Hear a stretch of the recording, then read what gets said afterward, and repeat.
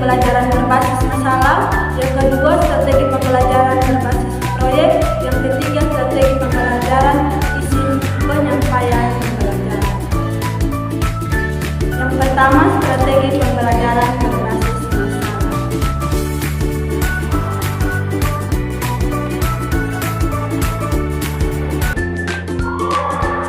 Nah, untuk memahami akan pengertian dan strategi berbasis masalah adalah pendekatan pembelajaran yang menekankan pada pemecahan masalah sebagai pusat dari proses pembelajaran.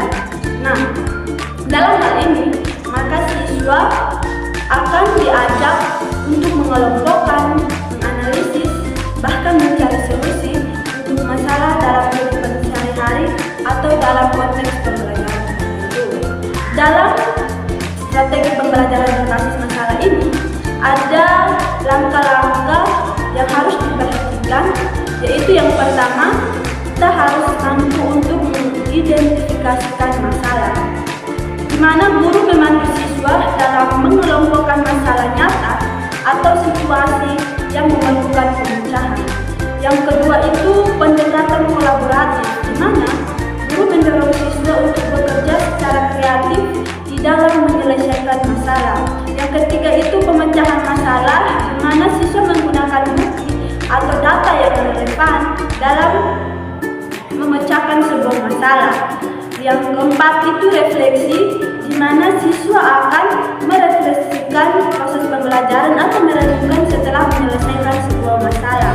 Yang keempat, penerapan pengetahuan, di mana siswa menerapkan pengetahuan dan keterampilan dalam konteks pemecahan masalah.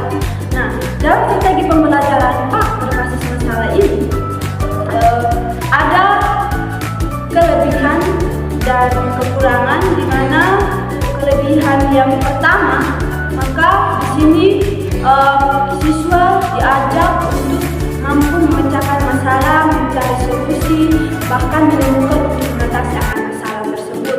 Sedangkan kelemahan dari strategi pembelajaran berbasis masalah ini yaitu di mana dalam proses mengatasi sebuah masalah, maka diperlukan waktu yang sangat-sangat panjang, sehingga butuh persiapan yang begitu matang dalam proses pemecahan masalah. Baik, berikut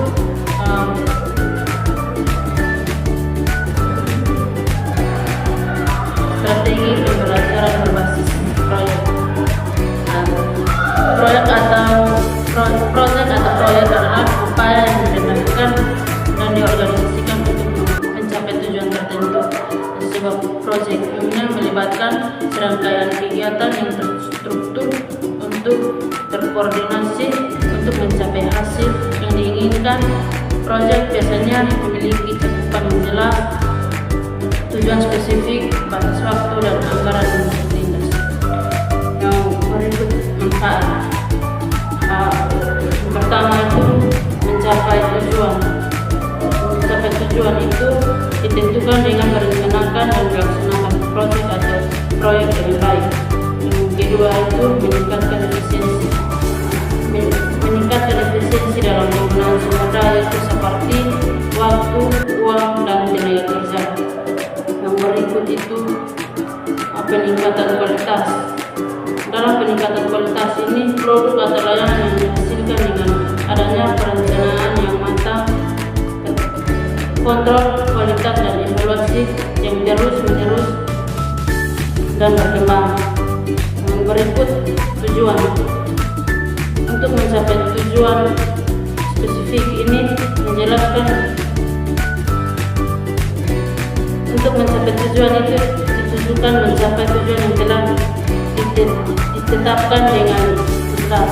Berikut itu menghasilkan produk. Menjelaskan produk atau menghasilkan produk layanan hasil tertentu sesuai dengan kebutuhan atau keinginan. Berikut itu memenuhi kebutuhan. Memenuhi kebutuhan itu dapat ditentukan untuk memenuhi atau pelanggan, pemangku, dan kepentingan lain.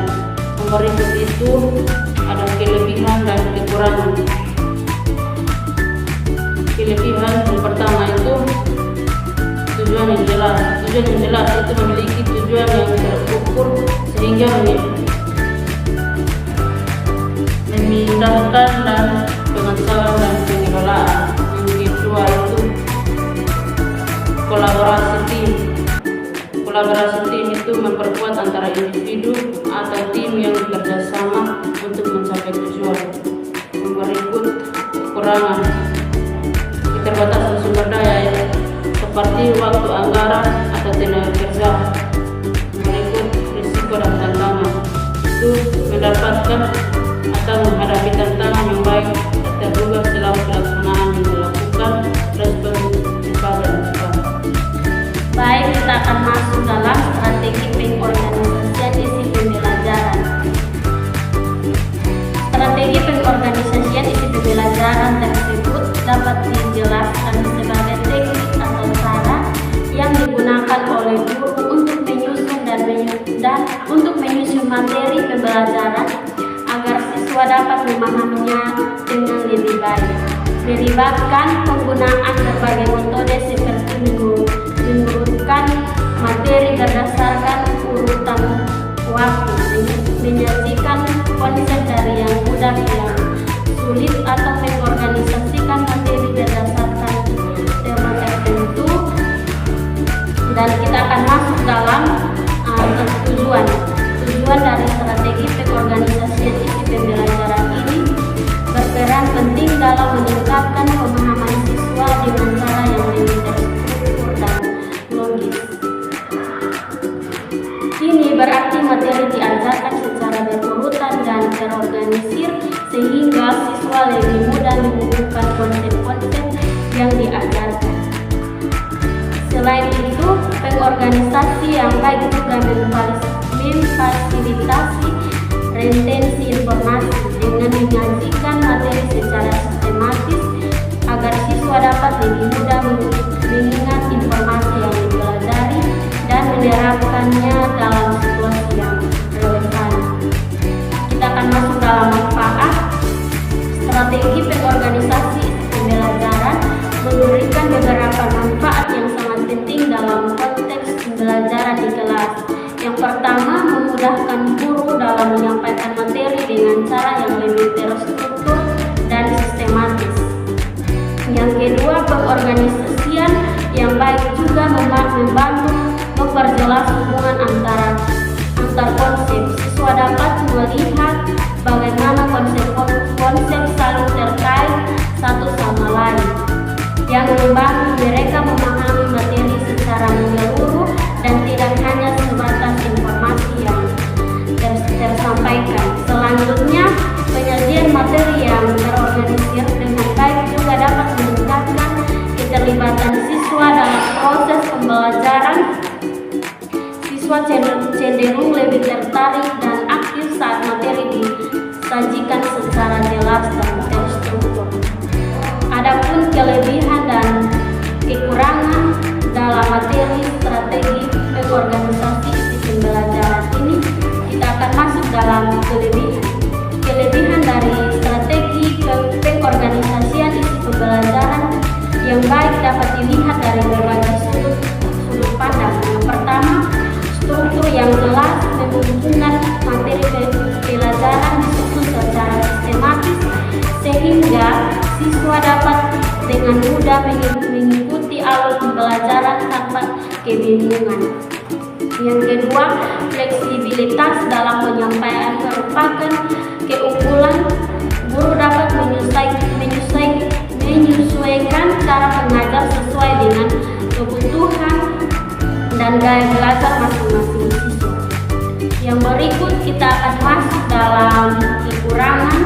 Strategi pengorganisasian isi pembelajaran memiliki beberapa kekurangan yang perlu diperhatikan. Yang pertama, membutuhkan waktu dan usaha ekstra